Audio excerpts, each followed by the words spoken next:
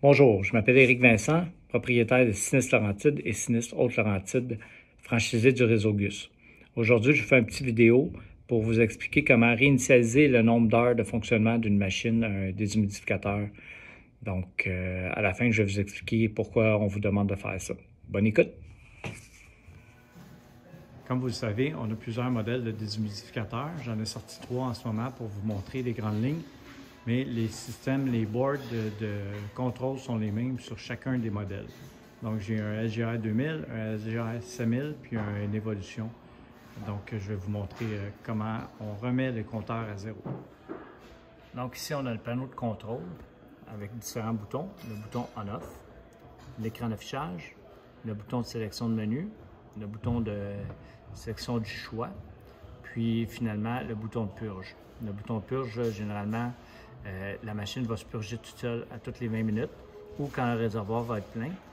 Sauf que quand vous allez faire un contrôle récup pour récupérer la machine, assurez-vous de la purger. On s'assure dans ce temps-là qu'il n'y a plus d'eau. Quand on sort chez le client, bien, la machine ne la dégoûte pas tout le long en s'en allant vers le camion. Donc, on va sur le menu de sélection ici, puis on a la réinitialisation. Donc, on réinitialise ici le nombre d'heures de fonctionnement sur la job. Si on continue sur les menus, ensuite on a le nombre total d'heures de la machine. Ça, c'est pas quelque chose qui est modifiable, c'est juste la première chose qui était modifiable. Ensuite, on a les données d'entrée et de sortie de taux d'humidité et la température de l'air ambiant. Donc, c'est en Fahrenheit, on va le voir plus tard. Ici, on a le mode hygrostat. Le mode hygrostat, c'est en fait pour sélectionner un point de consigne auquel la machine va arrêter de fonctionner. Nous, on ne s'en sert pas, on le laisse donc tout le temps éteint. Si on voulait le changer, ça serait à ce niveau-ci. Vous voyez une petite flèche ici, ça indique qu'il y a un choix qu'on peut faire. On peut l'augmenter à 35, ainsi de suite. On va le remettre à 30. Comme ça. La température, ici, on a le choix Fahrenheit ou Celsius, on les laisse en Fahrenheit. La langue française, la température serpentin, c'est des choses qu'on ne se servira pas. Capteur non plus. En fait, ici, il y avait un capteur qu'on pourrait contrôler à distance. L'ampérage du compresseur, là, il était off, il n'y a rien d'indiqué. Puis réinitialisation. Donc, c'est le même principe sur chacun des panneaux de contrôle. Il y a plusieurs équipements en ce moment que les panneaux de contrôle ne fonctionnent pas. Fait qu'il ne faut pas faire de boutons avec ça. Mais quand le panneau de contrôle fonctionne, c'est important de le remettre à zéro quand on arrive chez un client. Bon, j'en profite aussi pour vous montrer le point faible de ces déshumidificateurs-là. C'est au niveau de la connexion ici, c'est fragile, ça se brise facilement. Fait que ce qui est important, c'est quand vous le roulez, donnez-vous tout de suite un peu de lousse avant de commencer à rouler. Puis après ça, vous faites votre premier tour, puis ce qui fait en sorte que la tension, elle ne se retrouve plus sur le connecteur.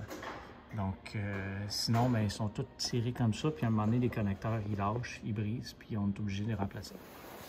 Bon, j'ai fini de le rouler, fait que vous voyez, là, ici, j'ai du lousse en masse, donc il n'y a pas de tension sur le connecteur à ce moment-là. Le reste est suffisamment serré. De toute façon, on va mettre un ruban d'emballage par-dessus pour que le tout tienne. Donc, c'est pas plus compliqué que ça. C'était un court résumé. En fait, pourquoi je vous demande de faire ça, dans le fond, c'est assez simple. Généralement, quand on va chez un assuré, on part les machines, on finit notre job, puis on s'en va de là, puis on demande à l'assuré de les laisser fonctionner pour assurer un assèchement dans un délai raisonnable. Des fois, pas tout le temps, les assurés, ils pèsent sur le piton, puis ils ferment la machine ou ils tirent la plug parce qu'ils ne veulent pas l'entendre, la maudite machine. Puis là, on revient 2 jours après pour faire le contrôle. On l'a appelé avant, il rebranche la machine. Là, on arrive, on fait notre contrôle, puis on se rend compte que ça ne sèche pas, la maudite patente. Puis on regarde le déshumidificateur, puis là, on voit que, ça fait 3 heures qu'il marche, le déshumidificateur. Donc, on est capable de justifier à l'assureur de dire que malheureusement, son assuré il a arrêté le déshumidificateur parce que dans les 48 dernières heures, il a fonctionné juste 3 heures. Donc, après ça, la balle est un peu dans le cadre de l'assurance assurée pour régler le dossier, puis ça, on se dégage de la responsabilité. Si on n'a pas cette information-là, au contraire, bien là, il faut qu'on justifie à l'assureur pourquoi l'assèchement n'a pas fonctionné. Puis là, bien, c'est un peu compliqué. Petite précision, si jamais vous avez un DH pour lequel on n'est pas capable de le resetter, prenez en photo l'affichage des heures sur le DH. Puis quand on va comparer, on va être capable de faire le même calcul en déduisant à l'heure le nombre d'heures qu'on a laissé la machine versus le nombre d'heures initial. On va être capable de faire le calcul. Fait que sur ce, je vous remercie beaucoup. À la prochaine!